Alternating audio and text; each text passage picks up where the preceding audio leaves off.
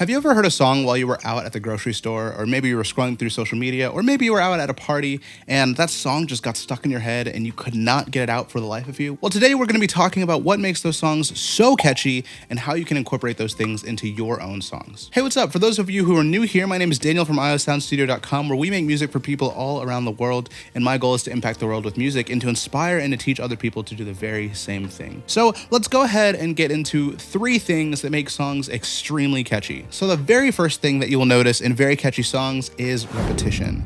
You'll typically see either repeated words, repeated chords, or repeated melodies. And in just a second, we're going to dive into some examples of all 3 of those things. In grade school, you might have heard the phrase, repetition is the mother of all learning. And frankly, that is extremely true. And one thing that makes very, very catchy songs so catchy is the repetition. And it's the fact that you're actually learning the song as the song goes through the very first time, because it's repeating things and doing it in a very, very catchy and easy to remember way. The second element of every single catchy song is simplicity. Now, I don't necessarily mean simplicity in terms of harmonic structure or production, but I do mean it in that it's easy to remember and it's extremely easy to recite. The best example that captures both repetition and simplicity is children's music. If you've ever heard children's songs, then you know that they are both very, very repetitive and very, very simple. Simple enough for a kid to learn in just a matter of minutes. Now, most likely you've been trying to push this song to the back of your mind for the last several years, but think about Baby Shark. It's extremely simple and it is extremely repetitive, and that song always gets stuck in my head personally for like way longer than I want it to be. And most likely that's probably the case for you too. Now, I haven't talked about this much on this channel, but before I actually went full-time as a music producer and mixing engineer, I actually worked at a church and worked on quite a bit of children's music. And one thing that was common among all the catchy songs that I made was repetition and simplicity, something that you can learn in just a couple seconds and something that is very repetitive as well. The third element that is in all catchy songs is predictability. Now, you may not realize this, but music is actually designed to lead your brain in predetermined directions. And this is commonly accomplished by 2 things. First off, phrases, and second, cadences. Now, phrases are basically just sections of songs. And if you're not a musician, maybe you've never noticed this, but if you play a song and you count along with it, you'll see that it typically will fall between 4-bar phrases, 8-bar phrases, and 16-bar phrases most commonly. And sometimes for a pre-chorus, you'll see 2-bar phrases. Now, what is a phrase? A phrase is if a song is playing and you're counting along to it, 1, 2, 3, 4. In simple terms, a phrase is the amount of time that it takes for those 4 counts to feel complete. Now, if you're counting along to a song, you may notice that there are typically anywhere between 2 to 4 phrases within a 4-bar section of a song. Now, if this is getting kind of complicated and you're kind of getting lost, don't worry. I'm going to give you a couple of examples here in just a moment. The second way that predictability is built into songs is through cadences. Now, there are 4 different types of cadences, and I'm not going to get into all the nuances of them, but there is an authentic cadence, a half cadence, a plagal cadence, and a deceptive cadence. I'm not going to get all into the music theory in this video, but if you want to hear me talk more about the music theory in another video, go ahead and leave it down below in the comment section. And while you're down there, go ahead and hit like and subscribe if you're not subscribed already, and feel free to send this to another friend that you think would benefit from these things in their songwriting. Alrighty, so we're going to go ahead and look at a couple of examples and see how we see these 3 things, repetition, simplicity, and predictability, incorporated into songs. And we're even going to talk about some of the nuances within each of those different sections. So the very first song that we're going to look at is Party in the USA by Miley Cyrus. Now, the very first thing that I want to point out about the song is this chord progression. It is an 8-bar phrase that repeats throughout the entirety of the song. It goes like this.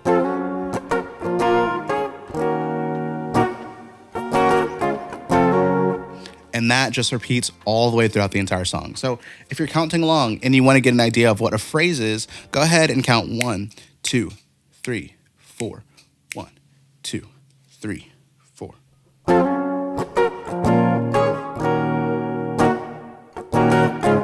And that should have been 8 counts all the way through. And that's one phrase. And that just continues to turn around and repeat for the entire song. Now, within that chord progression alone, we've already seen repetition. Now, another thing that's there that you may not have noticed is a cadence as well. And this particular chord progression uses an authentic cadence. An authentic cadence is anytime a song or a phrase ends with a 5-1 progression. Now, to put that into very simple terms, each song is typically in 1 key, and in that key there are 12 notes, and in those 12 notes there are built out different scales from different combinations of those 12 notes. So in this particular case, we have a song that is in F sharp major. Now, within F sharp major, there is a major scale that sounds like this.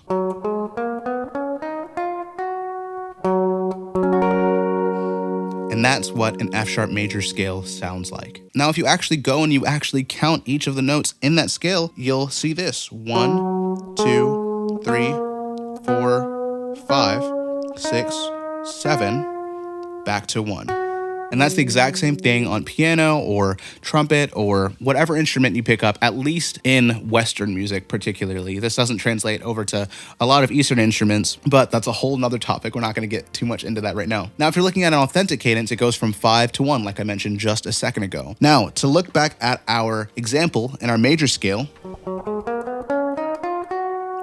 it's going from the 5th note to the 1st note. This is the 1st note. 2, 3, 4, 5. This is the 5th note, and this is the 1st note. So it's going from 5, 1. And it's not playing those notes, but it is playing the corresponding chords that are built on each and every one of those notes. So for example, a 5 chord would be this. And that would be the 1 chord. It's going from C sharp to F sharp. And that's a 5-1 in the key of F sharp major.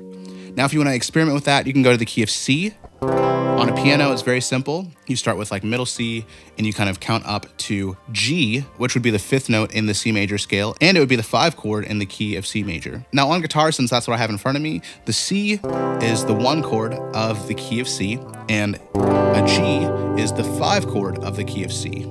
So if I were to play that major scale, 2, 3, 4, 5, the G is the 5th note of the major scale. G major is the chord that's built on the 5th scale degree of the C major scale. Now that might sound like a lot, but let's look at how it's actually practically implemented in the song. So let's play that riff one more time.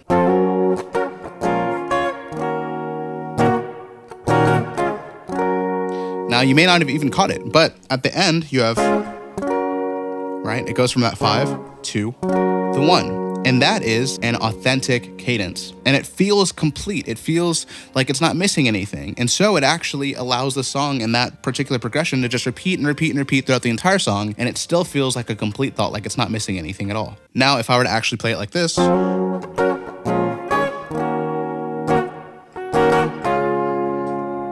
I didn't resolve it back to that 1st chord of this key, it would end on a 5. And that's actually called a half cadence because it feels halfway kind of complete. It doesn't feel like it's a full thought. Now let's go ahead and put all of the talk about chord progressions aside and let's look at the melody of the song. Now, the first thing that kind of stands out to me in this song is the fact that there is a lot of repetition in pairs for this particular song. So if you look at the melody for the verse, it goes like this.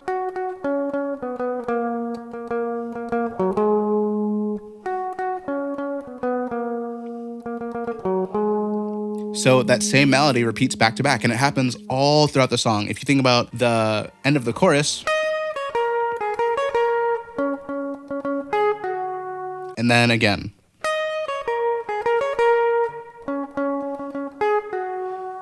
Right? It repeats in pairs throughout the entire song. And if you really look at the song and you listen to it, you'll notice that this is back to back throughout the entire song. And the repetition makes the song super memorable, right? By the time you finish the song, you're like, oh, I know how this is going to go. Now, as a songwriter, that's something that you can put in your songs to make them super memorable. Now, another thing that's interesting to me about the melody of the song is that all of the melodies in the verses turn around on the 2nd scale degree of the key. So, for example, what I mean is this. Right? They end on... Instead of ending on this note, they end here, which makes them feel kind of incomplete. And when you hear it, your ear is expecting the phrase to continue on. And that actually points to the fact that the phrase is not yet complete. And then again, there's a ton of repetition in the song. And very lastly for this song, all of the choruses end on the tonic, which is the very 1st note in the key. So you hear...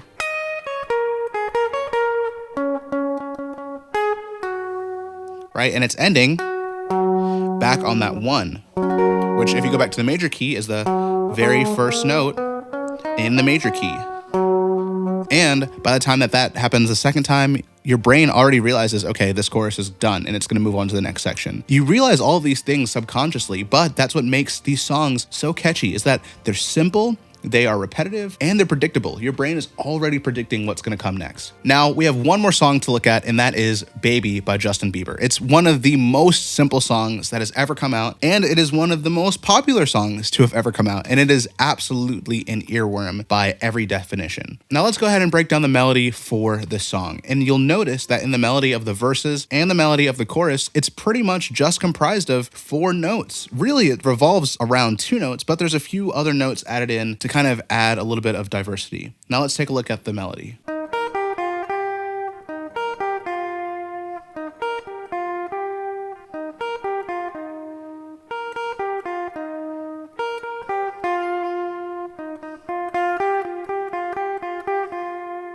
Are you seeing a little bit of repetition there? I hope so, because there's a lot of repetition there. And then that same thing repeats one more time.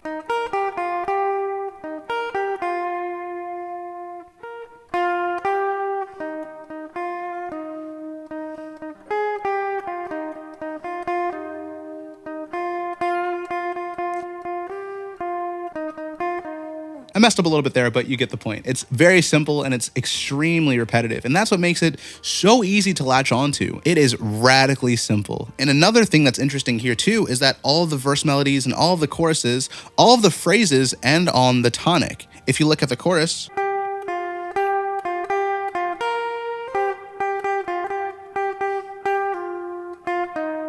right, ending once again on that tonic, which is the first note of that major scale.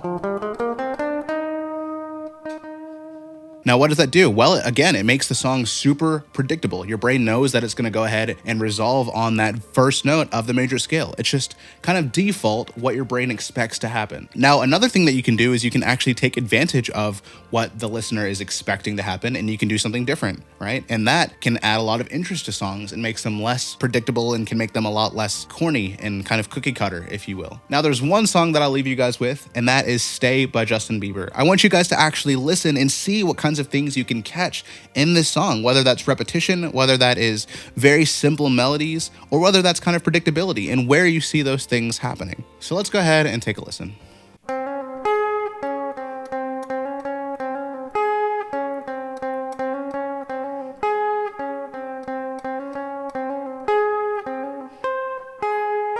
So with that, thank you guys so much for stopping by and checking out my video as always. If you guys want to support this channel, you can go ahead and leave a like and a subscribe. You can check me out on Patreon, links in the description. And before you go, I've actually released an artist development program with my wife, Andrea, and we're taking just a handful of artists and we're moving them towards their musical goals by giving them all the skills that they need to grow an authentic listening online. If that's something that you're interested in, I highly recommend that you check out the link in the description, and you can go ahead and book a call with myself and my wife, and we'll tell you way more about the program. I think it'll be a great resource for every single person who's interested, and I will see you very soon with another video. Thanks so much again for stopping by.